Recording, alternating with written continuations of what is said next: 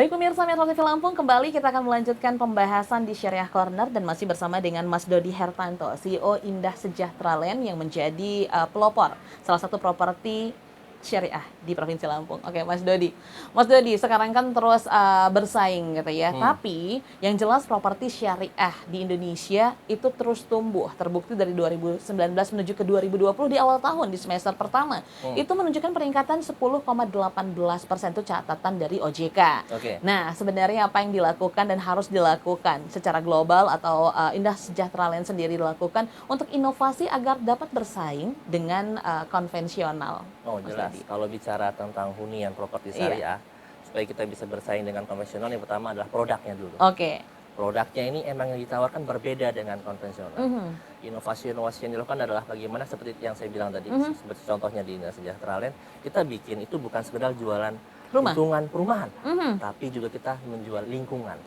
Kita membuat lingkungan yang bisa membawa penghuninya untuk ke arah yang lebih baik, untuk membawa penghuninya ke spiritual yang lebih baik, untuk membawa penghuninya dan mendapatkan tetangga-tetangga yang baik. Jadi itulah memang konsep-konsep atau inovasi yang dilakukan gitu ya. Nah, tapi tetap tidak meninggalkan dengan tren kan tentunya. Oh iya, dengan tren-tren sekarang, nah di Indah Sejahtera sendiri lucunya begini, bukan lucu ya sebenarnya ya, menariknya seperti ini, karena Indah Sejahtera itu adalah gabungan konsultan arsitek dan developer, jadilah Indah Sejahtera Land. Jadi desain mengikuti kemauan dari konsumen, sesuai konsep Islam yaitu Baiti Jannati, rumahku adalah surgaku. Itu jadi tagline dari perusahaan kami, itu namanya Make Your Home Paradise. Karena surga kita di rumah itu punya selera masing-masing, betul nggak? Jadinya indah. Jadi kita berinovasi untuk mau rumahnya bagaimana, seperti apa, itu bisa kita akomodir. Itu mungkin sedikit yang berbeda dengan yang konvensional.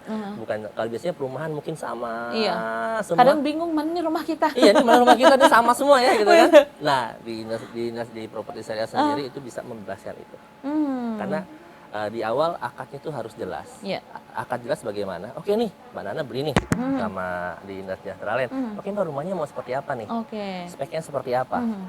Itu kepastiannya. Baru nanti dibuat seperti ini sesuai dengan keinginan sesuai keinginannya dan sesuai budgetingnya. Karena kan ada konsultan arsitek juga di situ.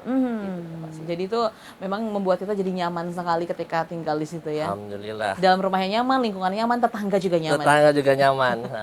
Kehidupan juga nyaman.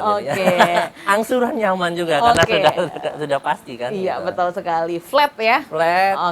Nah, Mas, banyak yang bilang nih berkembang di masyarakat bahwa katanya kalau ambil properti syariah tuh ternyata lebih mahal dari properti konvensional. Itu gimana Mas Dodi menanggapi dari persepsi masyarakat seperti ini? Ini pasti bicara tentang bank syariah, bank konvensional, betul ya Mbak ya? Iya. Kesannya kenapa bank syariah lebih mahal? Padahal sebenarnya kalau kita telaah lagi, saya punya datanya, bank syariah itu jauh lebih murah dibanding konvensional. Masyarakat melihat biasanya kalau di dalam daftar price list perumahan-perumahan nih, itu biasanya angsuran 5 tahun. Ya, yang bank konven ini angsuran 10 tahun deh yang panjang ya, 10 tahun bank konven, 10 tahun bank syariah. Nah, kalau bank konven 2 tahun fix tetap. Flat dia, tapi 2 tahun aja. Selebihnya tidak diberitahu dan mengikuti suku bunga, mengikuti BI rate. Sedangkan kalau di bank syariah ini bisa flat, bahkan ada namanya sekarang step up juga ada, tapi harganya satu harga. Misalnya kesepakatan di awal sudah jelas. Kalau di bank konvensional beli rumah nih 400 juta, maka bank konvensional akan bilang, oke ibu beli rumah 400 juta ya, berarti angsurannya sekian selama 10 tahun. Tapi kalau di bank syariah, Bu, ini rumahnya bank syariah akan beli ke developer dulu. Habis beli ke developer, baru dijual ke konsumen dengan kesepakatan dan diberitahu konsumen diberi konsumen nih. Bank akan bilang, misalnya Mbak Nana, saya beli nih 400 juta dari Indah Sejahtera Land. Saya jual ke Mbak Nana 500 juta ya, tapi 10 tahun.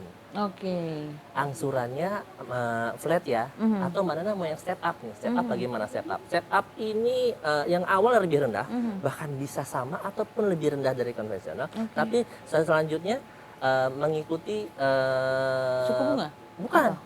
Di bank syariah nggak ada suku bunga, Oke. karena jumlahnya tetap, jadi sisa kekurangannya tadi aja tinggal langsung dibagi. Oke, ya. Jadi kan ada kepastian, oh berarti saya tiap bulan harus mengangsur sekian. Kan sekarang kita akan lebih enak merencanakannya Betul. dibanding sesuatu hal yang tidak pasti. Oke nih, tiba-tiba 3 tahun ada kenaikan, kaget dong. Ya kan? Iya. Dan ada lagi keuntungannya, dengan flat tadi keuntungannya apa gimana? Kan kita ada inflasi ya. Benar. Inflasi 3-5% dalam setahun. Bayangin kalau misalnya, oke lah angsuran misalnya 3-4 juta, 3 juta deh. Angsuran 3 juta di tahun ini. Kalau itu flat 10 tahun lagi, berarti kan 3 juta ini nilainya sudah nurun paling sama Betul. 1 juta. Bang. Benar sekali. Benar ya? Itulah keuntungannya. Itulah keuntungannya. Jadi tidak mengikuti suku bunga. Suku bunga, karena di syariah itu tidak boleh ada bunga, karena bunga kaitannya dengan riba. Riba. Nah, Oke. riba tidak boleh. Iya, itu memang keuntungannya ya. Oh, Wajar sangat saja gitu. Sekarang terus berkembang. Bahkan negara-negara di dunia yang negara non-muslim bahkan sudah mulai melirik sistem keuangan syariah, Mas Dodi. Karena menguntungkan. Sangat menguntungkan. Win-win solution. Yes. Yes. Ya. Mudah-mudahan segeralah kita nomor 1 ya. Oke, amin.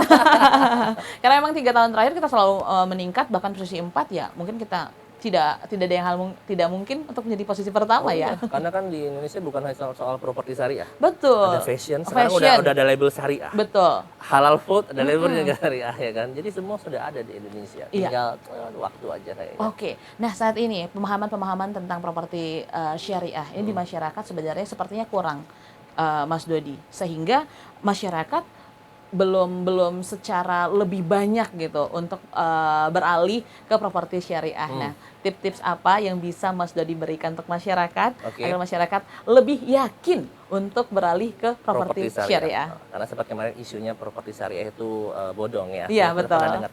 Yang untuk memastikan pilihan properti syariah yang baik ya, mungkin yang benar. Yang pertama adalah kita harus cek siapa developernya. Oke. Kredibilitas developernya ini siapa sih?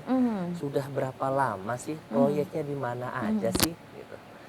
Setelah itu yang kedua kita cek adalah legalitas dari perumahannya. Oke nih, misal developernya baru tapi mengusung properti syariah. Oke, kita cek yuk lokasinya di mana. Legalitasnya, legalitas mengikuti misalnya perizinan perumahannya apakah sudah ada, IMB-nya apakah sudah ada, sertifikatnya apakah sudah sertifikat hak milik yang bisa langsung dibalik nama seperti itu. Dan yang terakhir adalah yang masih pastikan pembiayaan di properti syariah itu sesuai dengan syariah.